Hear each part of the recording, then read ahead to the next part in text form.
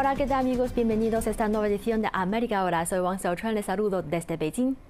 A principios de año, más de 10.000 barriles de petróleo se vertieron en el mar y llegaron a las playas de Perú tras la entrega fallida de un camión cisterna en el peor desastre ambiental del país en su costa del Pacífico. En esta edición de América Ahora conversaremos con expertos, pescadores, funcionarios y miembros de la industria petrolera para conocer de primera mano el impacto económico, ambiental y personal del derrame de petróleo. Posteriormente visitaremos la antigua sede de la Biblioteca Nacional Mariano Moreno, situada en el barrio bonaerense de San Telmo, el espacio desde donde despegan la mayoría de relatos de Jorge Luis Borges.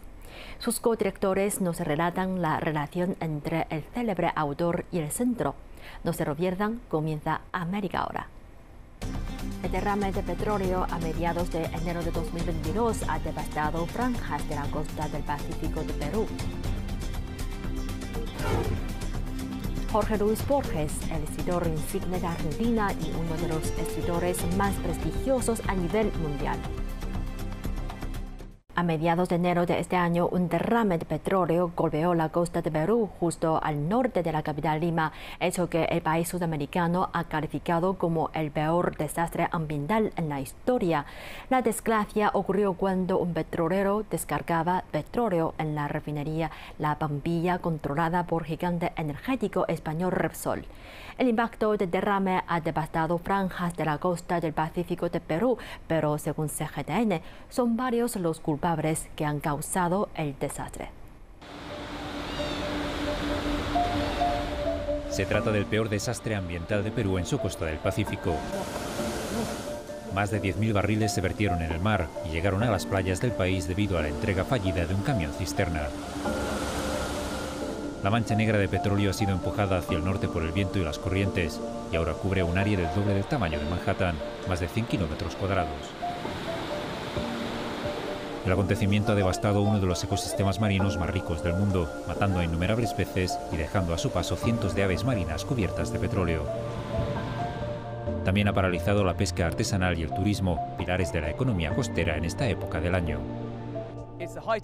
Es el apogeo del verano en Perú y normalmente esta playa al norte de Lima estaría llena de turistas. Ahora las únicas personas que se pueden encontrar son estos trabajadores que limpian el petróleo crudo de las rocas. El derrame ocurrió justo al norte de Lima a mediados de enero en la refinería La Pampilla, operada por el gigante energético español Repsol. Su alcance ha crecido mucho más allá de las expectativas iniciales, ya que al principio la empresa había informado solo de una pequeña fuga de 7 galones. La cantidad real es miles de veces más. Repsol ha admitido que era más de 10.400 barriles. Más de un mes después del derrame confirmó que la limpieza había avanzado en más del 80%. Por otro lado, la compañía había contratado a trabajadores locales y expertos internacionales para hacer frente a la mancha de aceite. Sin embargo, el impacto en los pescadores locales ha sido devastador.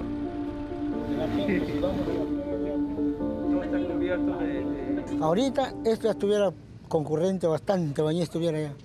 Pero mira la consecuencia, los kioscos, todo, mira lo que... Estamos en verano. Pues. Todo, a todo. Y es una pena que se haya causado este desastre. Así como lo ven nosotros, mire, todos los días estamos en este mismo reuniones que tenemos. Salcedo y cerca de 50 pescadores artesanales de Aucayama deben depender de donaciones de alimentos y compartirlos en ollas comunes. Afirma que no han recibido compensación por parte de la empresa. El derrame ha acabado con sus habituales actividades de pesca, mientras que los peces que encuentran no los pueden vender ya que no son aptos para el consumo humano. Tan abundante era el pescado, lubina y lenguado, además de pulpo y cangrejo, que se podía pescar con un sedal desde el acantilado, cuenta Marcelo Muñoz. El día más bajo era de 100 soles así diario, pero cuando se pesca bien ya pasa de los 200, 300. ¿Diario? Sí, pero con pescado fino. Pues.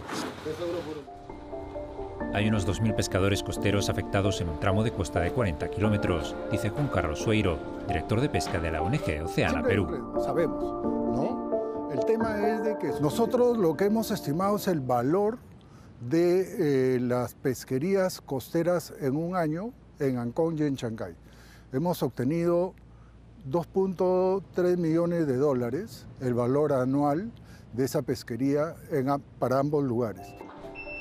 Sueiro agregó que el impacto económico fue más allá de los pescadores.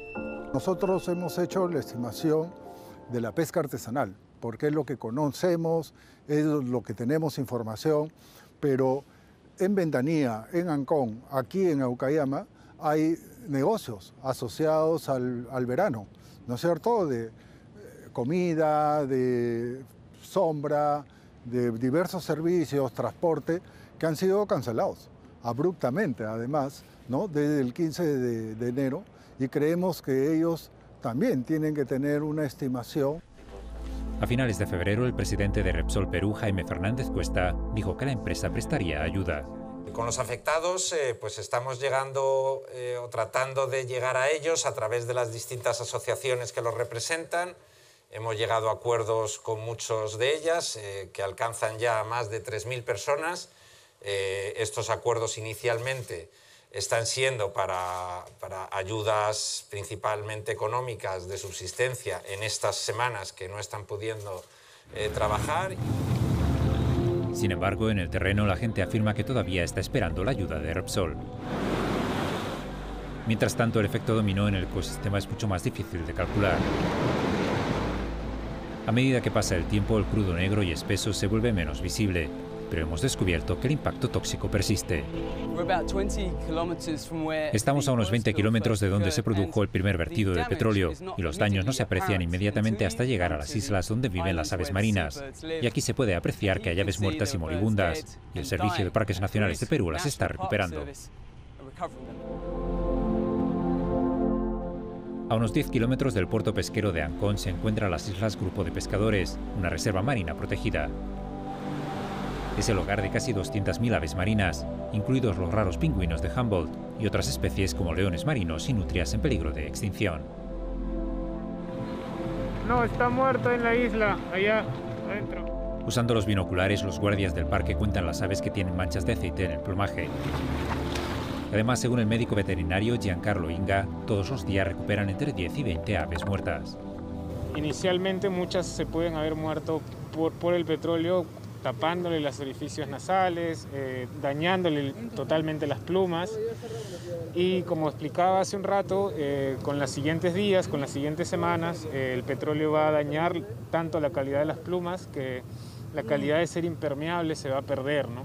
Esa característica al momento de perderse va a hacer que los animales mueran por hipotermia. Asimismo, cuenta que otras aves mueren de hambre porque ya no pueden bucear en busca de peces, o con el tiempo pueden envenenarse por ingerir aceite mientras usan sus picos para limpiar sus plumas. Esta es una experiencia difícil para todos los que están acá. Creemos que esto va a continuar a largo plazo. Ocasionalmente se va a encontrar algunas aves. Gracias, Tony. No obstante, algunas aves como este piquero peruano se encuentran con vida, pero solo sobrevive alrededor de la mitad de los rescatados. Mientras tanto, los pescadores siguen luchando. La verdad que nosotros hubiéramos preferido 1000 veces la pandemia a que pase esto, porque prácticamente ahora acá nos han atado de manos. No podemos salir a trabajar. La empresa Repsol afirma que está avanzando con la limpieza, pero eso no compensa en lo absoluto a la pérdida de ingresos de los pescadores que no podrán trabajar en la pesca en los próximos años. Por su parte, Fernández Cuesta restó importancia al impacto ambiental. Todos los modelos que estamos analizando y que son patrocinados estos modelos por las principales asociaciones medioambientales y oceanográficas del mundo, indican que la afectación en este caso debería ser bastante limitada. La firma española estima que la limpieza costará 65 millones de dólares, sin incluir otras multas o indemnizaciones. Hasta el momento ha pagado más de 400.000 dólares en multas ambientales.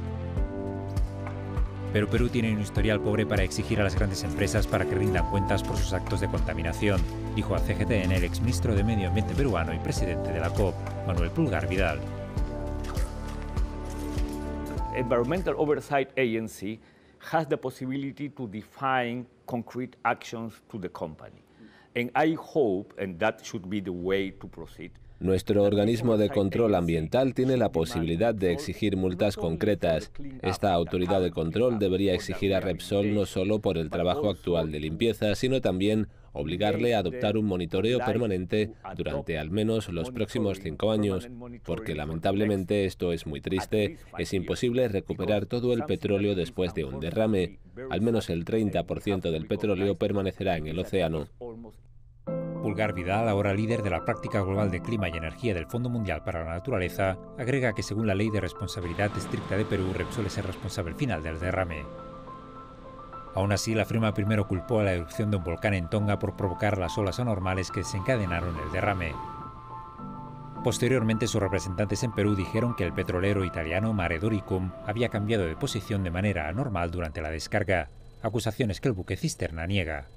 Es un hecho objetivo y demostrado no solo por nosotros, sino por todos los peritos navales que están haciendo peritaje de la situación, que el origen de este accidente es un movimiento descontrolado del buque de más de 50 metros que produjo la ruptura de nuestra instalación submarina de descarga. Efectivamente, en base a esto, nosotros hemos interpuesto acciones contra la naviera. Las enormes sumas de dinero involucradas significan que las acusaciones continuarán y probablemente llegarán a los tribunales de Perú. Sin embargo, el impacto a largo plazo del derrame afecta a los medios de vida de los pescadores y el ecosistema del que dependen. Y esta situación tardará años en recuperarse. Jorge Luis Borges es el escritor insigne de Argentina. La antigua sede de la Biblioteca Nacional Mariano Moreno en el barrio de San Telmo es el único que mantiene el aura borgiana. El edificio, además, está ubicado en el que era el barrio favorito del escritor, y en el cual transcurren sus grandes relatos, que desde Buenos Aires abordan los grandes temas de la literatura y la filosofía universal. Esta impronta en buena medida fue tomada por Borges de la literatura china, que lo fascinaba.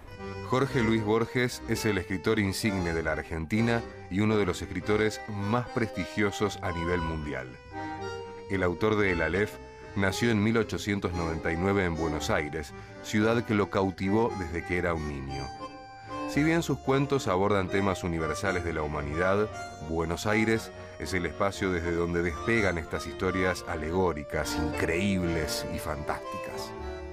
En el año 1955, Borges fue nombrado director de la Biblioteca Nacional Mariano Moreno. El escritor estaba prácticamente ciego al recibir el cargo, lo cual no le impidió habitar el edificio como si pudiera ver a la perfección, gracias a su prodigiosa memoria. El edificio de la biblioteca, ubicado en el barrio de San Telmo, en el sur de la ciudad, se transformó en el lugar por excelencia de Borges, un espacio onírico que todavía mantiene su aura. Los investigadores de la biblioteca, Laura Rosato y Germán Álvarez, encontraron en los archivos de la institución más de 1000 libros que pertenecieron a Borges con anotaciones personales. A partir de ese descubrimiento, comenzaron una investigación que se institucionalizó en el Centro Borges, el único espacio que se dedica exclusivamente a la obra del escritor. Entre las grandes influencias que tuvo Borges, además, aparece la literatura china, que para él era uno de los tesoros de la cultura universal. Mi nombre es Laura Rosato. Soy Germán Álvarez, codirijo junto con Laura Rosato el Centro de Estudios y Documentación Jorge Luis Borges de la Biblioteca Nacional Mariano Moreno de la República Argentina. Es un edificio emplazado en la zona sur de la ciudad de Buenos Aires, en San Telmo, una zona muy cara a los afectos de Borges, y esta es la oficina donde ejerció la dirección de la Biblioteca Nacional entre 1955 y 1973. El Centro Jorge Luis Borges de la Biblioteca Nacional Mariano Moreno tiene como fin ocupar un lugar vacante en la Argentina, ya que ninguna cátedra ni ninguna institución se especializa en los estudios de la figura y obra de Jorge Luis Borges. Trabajar en la Biblioteca Nacional y vincularse con Borges es ir sumergiéndose más en la Borgiano. Es imposible excluirlo. Es una persona importante para la institución porque, bueno, la Biblioteca Nacional de la República Argentina es la biblioteca de Jorge Luis Borges. Jorge Luis Borges empieza a habitar esta casa en octubre de 1955. Estando ya plenamente ciego, de hecho escribe aquí el poema de los dones, donde dice que la ironía de Dios que le da los libros, esta alta casa de libros, y la noche.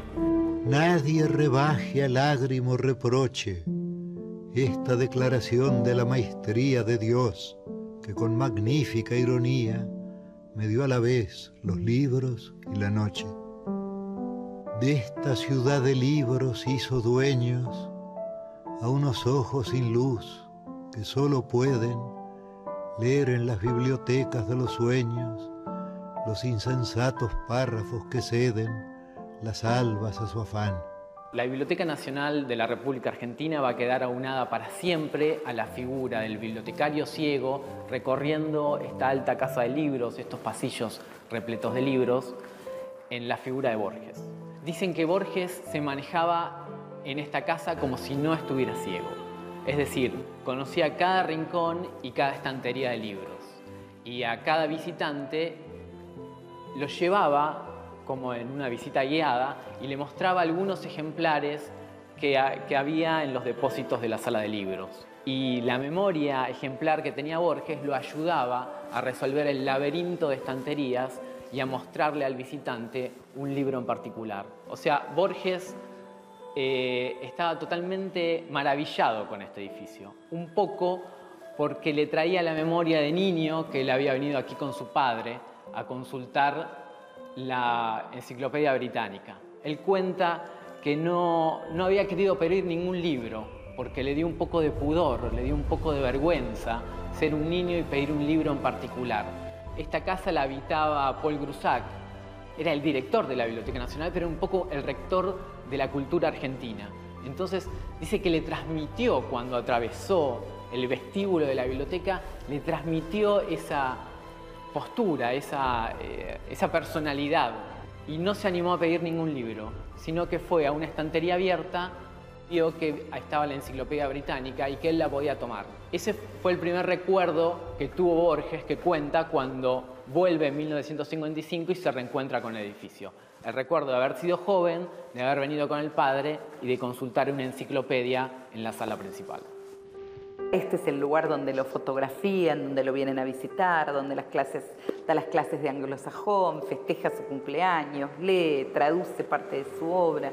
O sea, convierte la biblioteca en su espacio de trabajo y se convierte uno con la biblioteca. El público internacional que accede a nuestra institución viene sobre todo buscando la huella de Borges en la biblioteca. Y eso es lo que hicimos, buscando los libros que pertenecieron a su biblioteca personal. Un conjunto de libros que Borges dejó o donó. Nos gusta decir que fue una donación secreta porque es una donación que no tuvo el auspicio de las donaciones, fue modesta.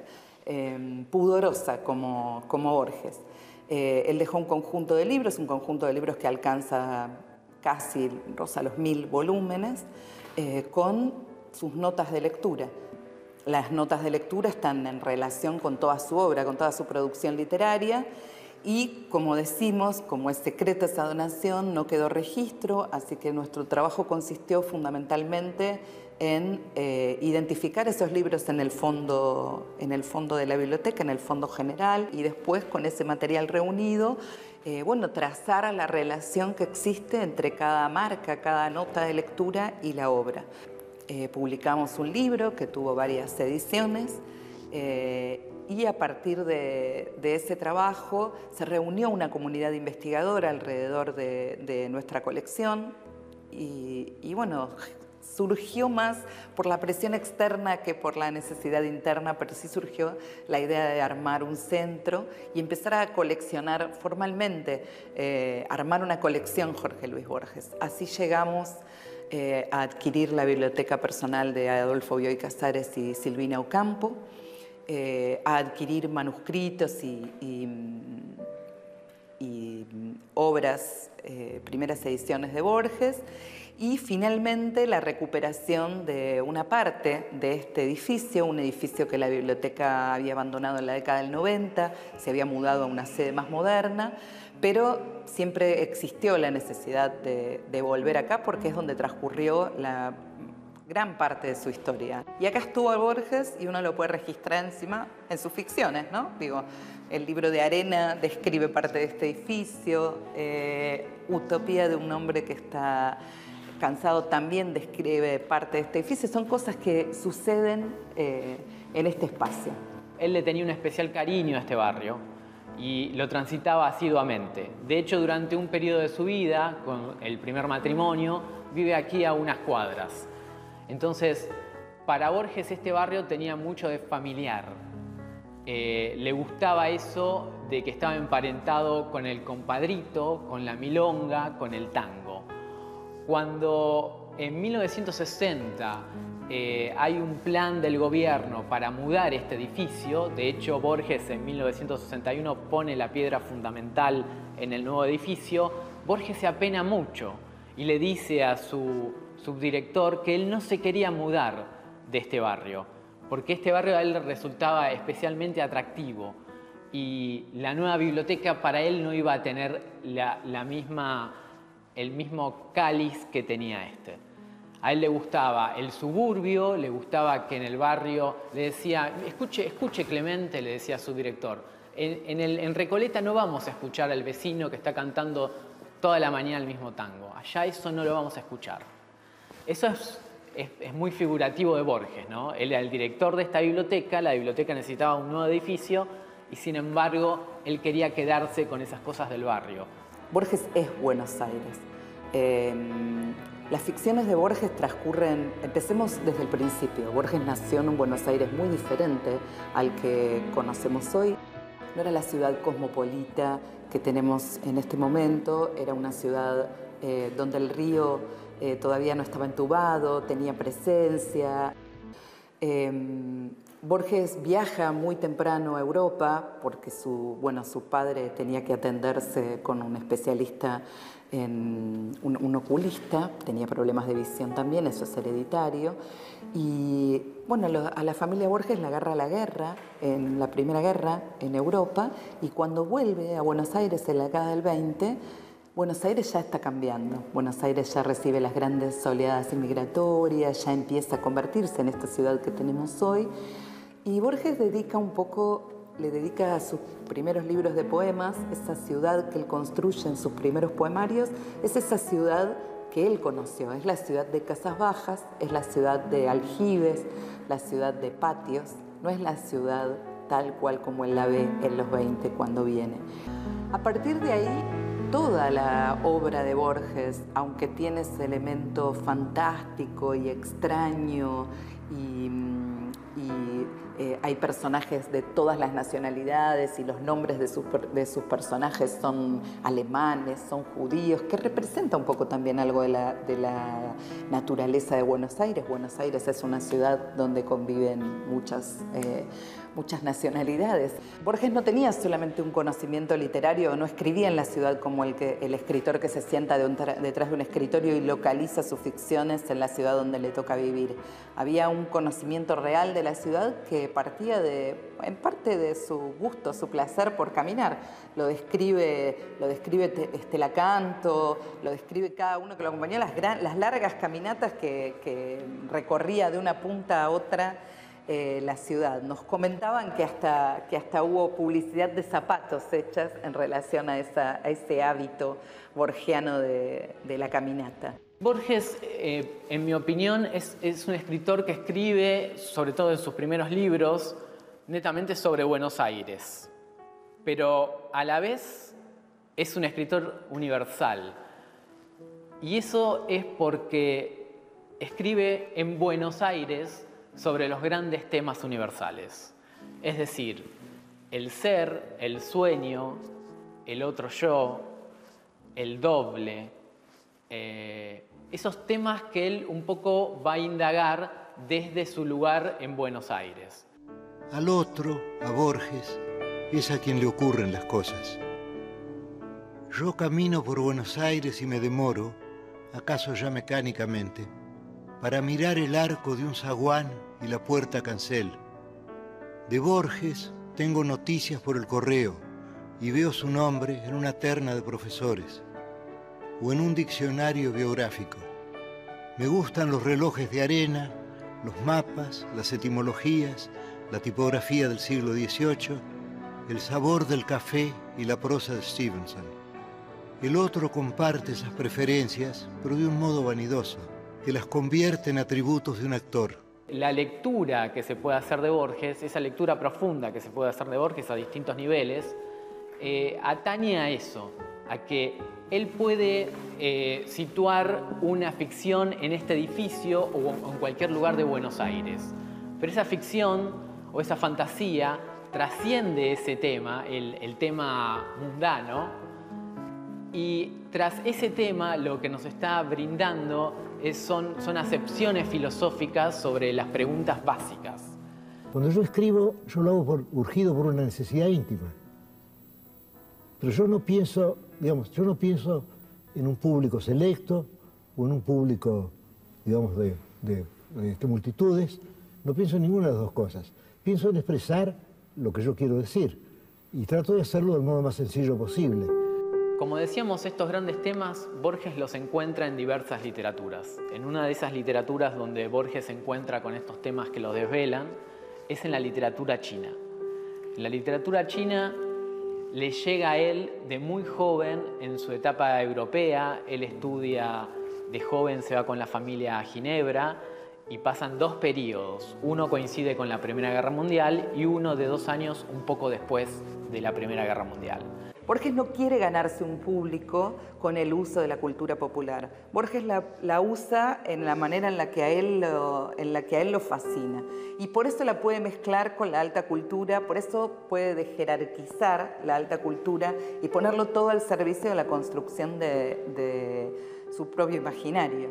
Como Borges es un gran lector y domina varios idiomas, le llegan, digamos, ya con otro interés, unos estudios, digamos, en 2 líneas, en la línea inglesa y en la línea, sobre todo, alemana.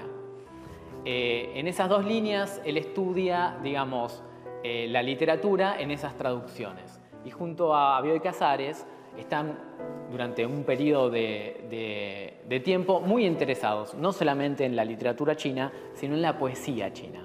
Y barajan en los años 40, cuando se reunían a escribir juntos, barajan qué posibilidades tendrían ellos de empezar a estudiar a esa edad. Eran 2 personas que estaban tocando los 50, Borges los 60 y Bioy los 50. ¿Qué posibilidades tenían de empezar a estudiar seriamente el idioma chino? ¿Y qué posibilidades tenían ellos de encontrarse, entender realmente el chino, como ellos podían leer las traducciones alemanas, francesas o inglesas?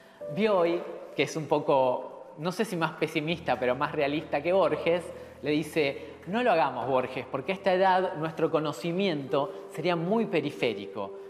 Es increíble porque está en la biblioteca de Borges que durante todo el tiempo que este edificio estuvo cerrado y nosotros solamente abríamos en el nuevo edificio, en el barrio norte, la gente, los extranjeros venían porque querían ver el lugar donde había estado Borges y era difícil explicarles que Borges nunca había estado en ese espacio. Puso la piedra inaugural, pero nunca fue director en aquel edificio. El edificio nuevo se inauguró en la década del 90. Y sin embargo, es tal el aura, la relación, está tan ligado a la institución que venían a buscar allá los rastros de Borges. Y no estaban tan errados porque finalmente es un poco lo que encontramos con Germán Álvarez, ¿no? Los rastros de Borges en los fondos de la biblioteca.